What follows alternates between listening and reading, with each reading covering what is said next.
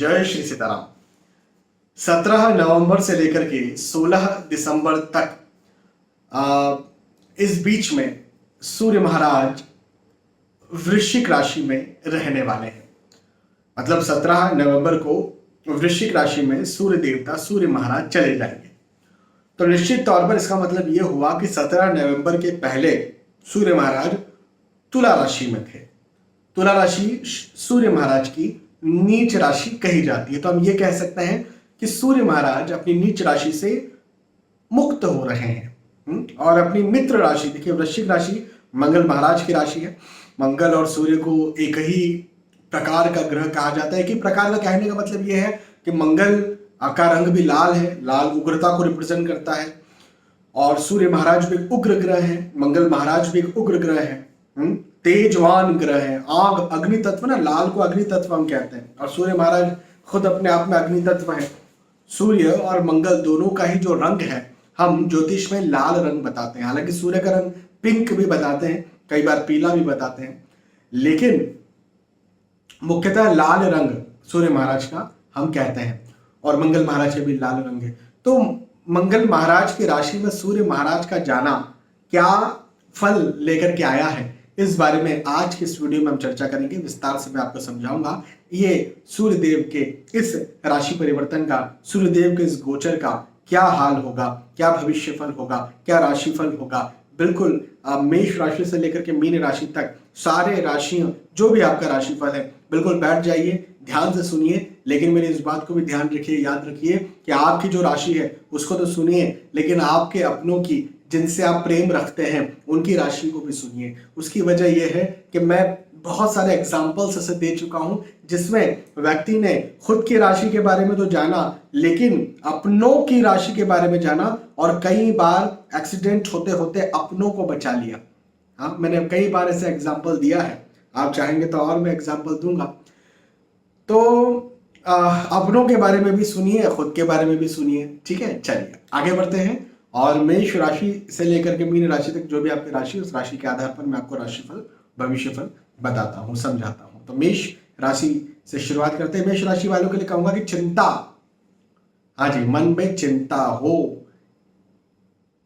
सूर्य महाराज वृश्चिक राशि में जा रहे हैं। वृश्चिक राशि मंगल महाराज की ही राशि है और मेष राशि भी मंगल महाराज की ही राशि है। और मेष राशि के लिए सूर्य महाराज जो है वो मित्र ग्रह हैं, लेकिन मन में चिंता जरूर देंगे, मन में तनाव देंगे, मन में फिजूल का सोच विचार, फिजूल की थिंकिंग जरूर देंगे। हाँ जी, यहां तक कि आपकी वाणी में उग्रता भी आ सकती है। आप कुछ बोलें और उसे गलत या तो ले लिया जाए, या आप कुछ बोलें जो कि कटु हो। हाँ, कटु बोल सकते हैं आप, उग्र बोल सकते हैं। भाई मेष मतलब मंगल महाराज जो कि अपने आप में उग्र ग्रह है। सूर्य मंगल मतलब अग्नि तत्व अपने आप में अग्नि है। और वृश्चिक राशि खुद मेष और वृश्चिक दोनों मंगल देवता की राशि, एक ही राशि। हाँ, तो उग्रता से बचिए, आपकी बातें गलत ले ली जाएं, ऐसा भी ये वक्त है, संयोग है, तो इस बात से बचिए। विवाद की स्थितियां निर्मित हो सकती है। भाई बातें जब गलत ले ली जाती है तो विवाद तो हो ही जाता है, ये बात तो है, तय है, तो उससे बचिए। लेकिन अब क्या सब नेगेटिव ही है? नहीं नहीं, अब पॉजिटिव पर हम आते हैं। धन में वृद्धि के योग हैं, प्रतिष्ठा में वृद्धि के योग हैं, मान सम्मान में वृद्धि के योग हैं, काम अच्छा बनेगा, उन्नति करेंगे, तरक्की करेंगे, सफलता हासिल करेंगे। यदि आपने आपके आर्थिक तौर पर, कैरियर के तौर पर, नौकरी व्यवसाय प्रोफेशन के तौर पर कोई योजना बना करके रखी थी, कोई प्लान बना करके रखा था, कुछ सोच करके रखा था, तो उसमें आपको सफलता मिल जाएगी, उसमें आपको सक्सेस मिल जाएगी। तो ये बात एक यहां पर मुझे आपकी निश्चित तौर पर बनती हुई नजर आती है। तो काम काज में बहुत अच्छा है। चलिए मेष राशि के बाद में वृषभ राशि की बात करते हैं। वृषभ राशि वालों, सूर्य महाराज नीच राशि से मुक्त हो रहे हैं। वृषभ राशि जिनकी राशि है, मतलब शुक्र देवता की, उन्हीं की तुला राशि भी है और नीच राशि, तुला राशि में ही सूर्य महाराज नीच राशि के होते हैं। तो ये जो नीच राशि मतलब तुला राशि से ही सूर्य महाराज निकल रहे हैं, जा रहे हैं। हाँ, तो वृषभ और तुला एक ही ग्रह की राशि है। हाँ, तो वृषभ राशि वालों के लिए तो सूर्य महाराज लाभ करवाने के लिए आ रहे हैं। खास तौर पर आपके पार्टनर, आपके लाइफ पार्टनर, आपके बिजनेस पार्टनर से आपको लाभ मिले। पहली बात देखिए, सलाह लेकर के काम करें। सलाह लेकर के आप जो भी कार्य करेंगे उसमें आपको सफलता जरूर मिलेगी। तो सलाह लेकर के इस समय काम आपको करना चाहिए, ये बात मैं आपसे जरूर कहूंगा। हाँ, लेकिन सलाह लेकर के काम करेंगे, सफलता के योग भी आपके लिए यहाँ पर निश्चित बनते हुए नजर आते हैं, ये भी एक बात है। नौकरी लगना चाहते हैं, लंबे समय से नौकरी के लिए ट्राई कर रहे थे, नौकरी लगने के योग भी बनते हुए नजर आते हैं। वाद विवाद की स्थितियां हो सकती हैं। मतलब देखिए, कई बार होता है कि मतभेद आर्ग्यूमेंट्स होते हैं। कई बार हमने अपने अहंकार में आकर के हम सलाह भी नहीं लेते हैं। अभी अभी मतभेद हुआ, माता जी के साथ मतभेद हुआ, पत्नी के साथ मतभेद हुआ, माता पिता के साथ मतभेद हुआ, तो अब इनकी क्या सलाह लेना, छोड़ो। नहीं नहीं नहीं, सलाह लिए बिना काम करेंगे तो आप घाटे में रहेंगे। मतभेद हुआ वो अपनी अलग जगह है। यदि आप कोई अच्छा कार्य कर रहे हैं, कोई बड़ा कार्य कर रहे हैं, कोई महत्वपूर्ण कार्य कर रहे हैं, सलाह लिए बिना आपको नहीं करना है। मेरी इस बात को बिल्कुल ध्यान रखिएगा, याद रखिएगा। वाद विवाद हो सकते हैं, मतभेद हो सकते हैं, तो उससे बचकर रहिए। वृषभ राशि के बाद मिथुन राशि की बात करते हैं। मिथुन राशि वालों, भाग दौड़ यहाँ पर लगेगी, मेहनत अधिक लगेगी, वर्किंग लोड अधिक लगेगा, प्रेशर अधिक लगेगा, तनाव अधिक लगेगा, दबाव अधिक लगेगा। हाँ, ये है। परंतु जिसके लिए भाग रहे हैं, जिसके लिए मेहनत कर रहे हैं, जिसके लिए तनाव में है, दबाव में है, उसमें सफलता भी देखने को मिल जाएगी। भागिए, दौड़िए, मेहनत कीजिए, लेकिन सफल भी बनिए। यह वक्त सफलता का है। स्थानांतरण के योग हैं। अब ये स्थानांतरण आपकी सफलताओं के साथ ही यात्राओं के योग हैं। ये यात्राएं आपकी सफलता के साथ, जिन उद्देश्यों से आप यात्रा कर रहे हैं, आप जिन उद्देश्यों से कहीं जा रहे हैं, उन उद्देश्यों में आपको लाभ मिलेगा, ये भी एक बात है। तो बिल्कुल यात्राएं कीजिए, बैठना नहीं है, यात्राएं कीजिए। और यदि कहीं आपको स्थानांतरण मिल रहा है, कहीं जाने का मौका मिल रहा है, तो बिल्कुल जाइए, सफलता मिलेगी आपको। चलिए, मिथुन राशि। मिथुन राशि के बाद में कर्क राशि की बात करते हैं। कर्क राशि वालों के लिए कहूंगा कि धन में वृद्धि के योग है, मान सम्मान में वृद्धि के योग है, प्रतिष्ठा में वृद्धि के योग है, सफलता के योग है, उन्नति के योग है। नौकरी, व्यवसाय, प्रोफेशन, पढ़ाई लिखाई, इन दृष्टिकोण से तो मुझे यह वक्त सफलताकारी ही दिखता है।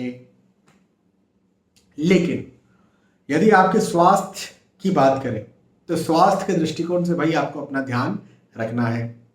स्वास्थ्य कहीं ना कहीं गड़बड़ हो सकता है, डावाडोल हो सकता है, परेशान कर सकता है।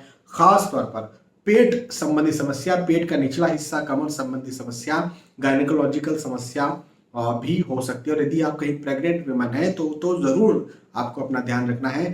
थोड़ी सी भी समस्या होती है, अपने गायनेकोलॉजिस्ट से सलाह लीजिए, अपने डॉक्टर से सलाह लीजिए। ये एक बात मैं आपसे जरूर कहूंगा। कर्क राशि। कर्क राशि के बाद में सिंह राशि की बात करते हैं। सिंह राशि वालों के लिए कहूंगा कि भौतिक सुख सुविधाओं में वृद्धि होती हुई नजर आती है। भौतिक सुख सुविधाएं और ज्यादा बढ़ेंगी। अब मकान, भूमि, गाड़ी, वाहन खरीदना चाहते हैं, खरीद सकते हैं, बनाना चाहते हैं, बना सकते हैं।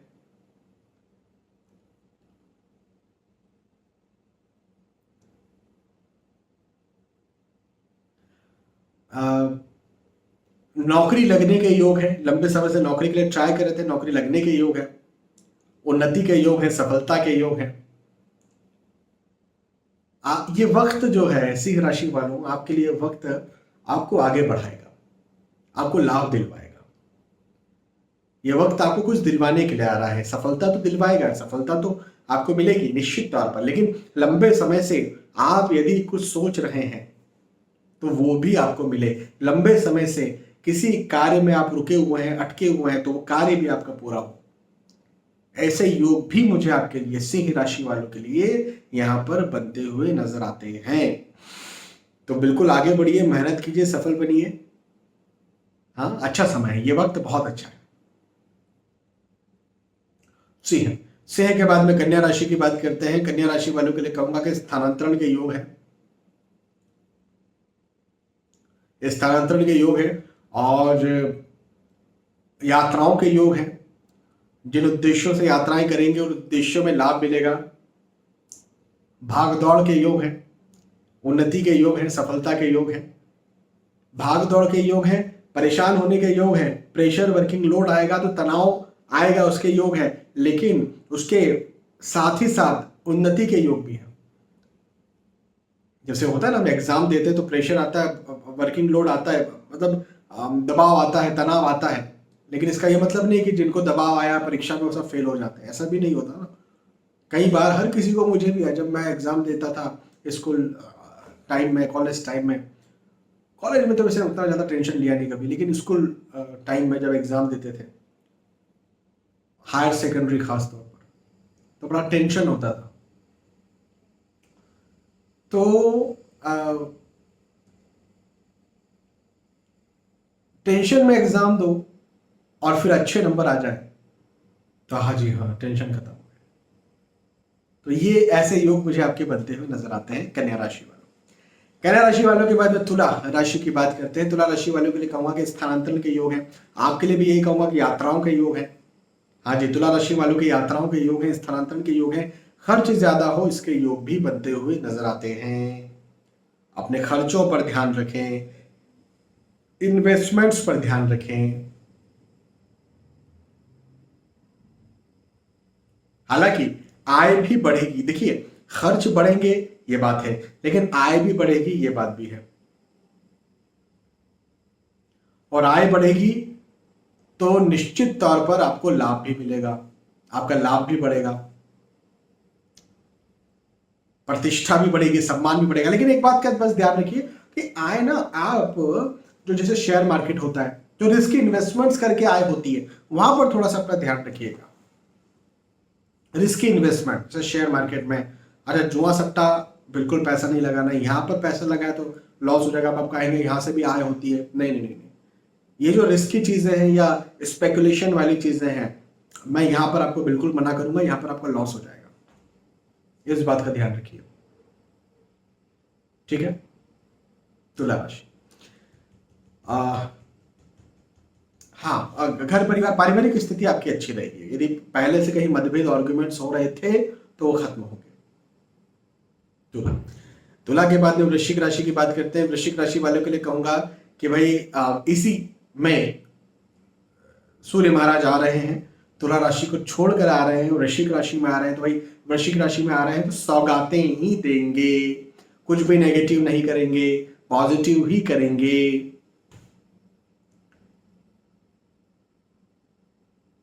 क्या पॉजिटिव करेंगे? तो आपकी प्रतिष्ठा को और ज्यादा बढ़ाएंगे। हाँ, प्रतिष्ठा में वृद्धि करेंगे, मान सम्मान में वृद्धि करेंगे। अब प्रतिष्ठा में वृद्धि का क्या मतलब है? तो देखिए आप क्या कर रहे हैं, पहले अपने आप को देखिए। आप यदि स्टूडेंट हैं तो आपकी प्रतिष्ठा कैसे बढ़ती है? तो अच्छे अंक आते हैं तो प्रतिष्ठा बढ़ती है, अच्छे एग्जाम जाती है तो प्रतिष्ठा बढ़ती है ना। तो एक चीज ये। दूसरी बात, आप यदि नौकरी कर रहे हैं तो कैसी प्रतिष्ठा बढ़ेगी? तो या तो अच्छा आपने परफॉर्म किया तो आपके बॉस, कॉलीग कहीं आपका नाम जो है वो कहीं लगाए, पूरे आपके ऑफिस में आपका नाम गूंजे, तारीफ हो, या तो इंक्रीमेंट हो, प्रमोशन हो, ऐसी आपकी प्रतिष्ठा बढ़ेगी। जो भी कार्य करते हैं उन कार्यों के आधार पर देखिए कि कैसे प्रतिष्ठा बढ़ सकती है। तो प्रतिष्ठा बढ़ने के योग तो वृश्चिक राशि वालों के लिए बनते हुए नजर आते हैं। एक बात। दूसरी बात, नौकरी लंबे समय से लगना चाह रहे थे, नहीं हो पा रही थी, नौकरी लगने के योग है, उन्नति के योग है, सफलता के योग है,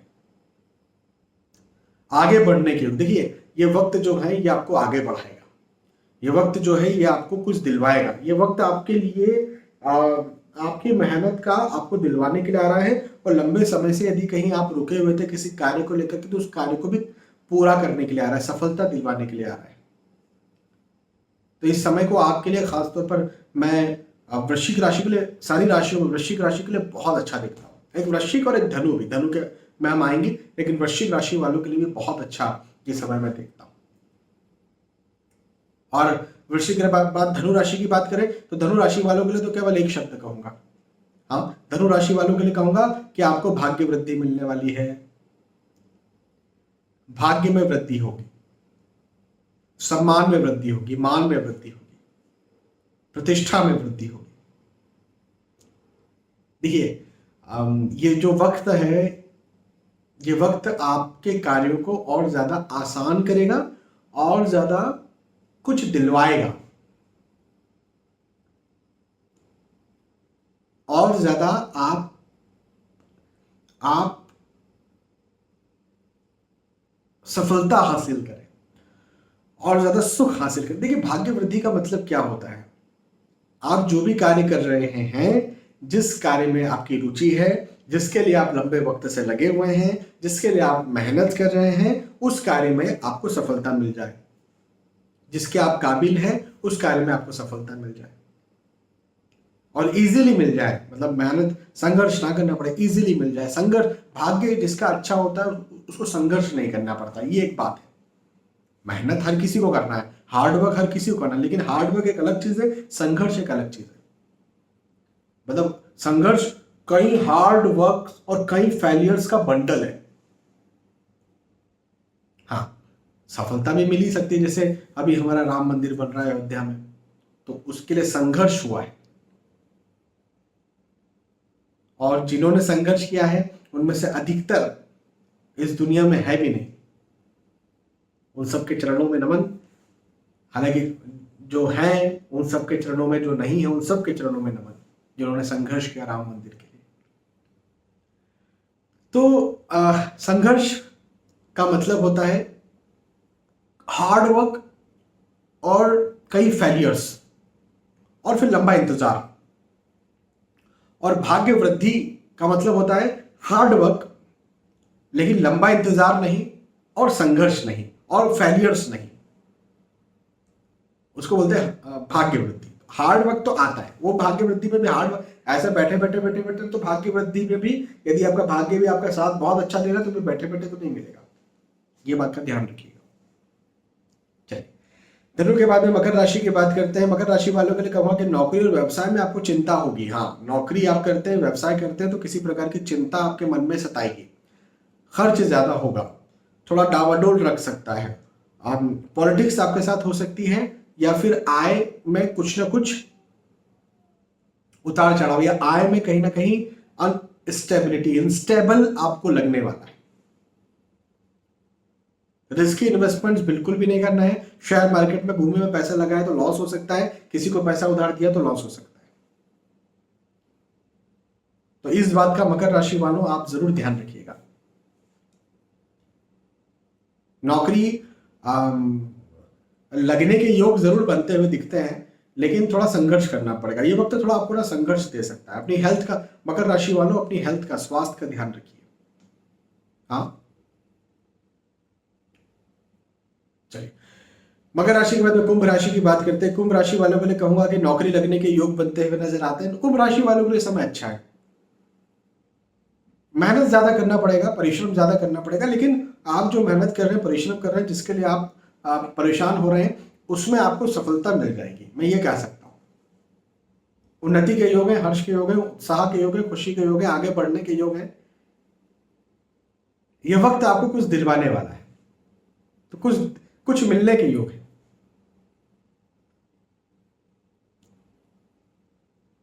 अच्छा समय है, इस समय का भरपूर लाभ उठाइए। मेहनत ज्यादा करना पड़ेगा, मेहनत तो करना ही पड़ेगा, लेकिन मेहनत आप करेंगे तो उसका आपको लाभ भी मिलेगा।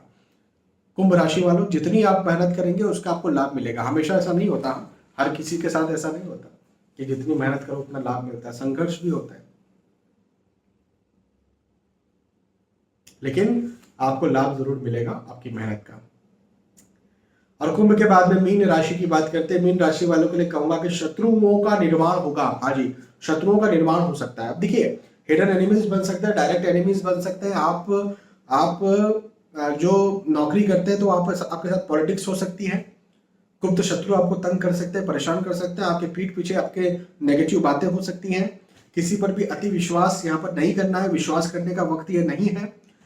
हालांकि शत्रु बनेंगे लेकिन विजय आपकी होगी, आपको हानि नहीं होगी। हानि का मतलब प्रैक्टिकल हानि नहीं होगी, मेंटली हो सकता है कि आप चिंता में रहे, तनाव में रहे, आपको कहीं से कोई बात पता चली तो आप बोल रहे ऐसा क्यों हो रहा है मेरे साथ, ऐसी स्थितियां हो सकती है। लेकिन प्रैक्टिकली धन का नुकसान हो जाए, आपकी जॉब चली जाए, बिजनेस में कोई नुकसान हो जाए, प्रैक्टिकली स्वास्थ्य में कोई नुकसान हो जाए, प्रैक्टिकली फिजिकल हेल्थ में कोई नुकसान हो जाए, परिवार में नुकसान हो जाए, ऐसा कुछ भी नहीं होने वाला। Don't worry. और मैं तो कहूंगा स्टूडेंट्स के लिए जो पढ़ाई लिखाई कर रहे हैं उनके लिए तो ये वक्त बहुत अच्छा सफलता का लिए सफलता दिलवाने वाला है। तो स्टूडेंट्स को अपने अपने पढ़ाई लिखाई पर ज्यादा ध्यान देना चाहिए।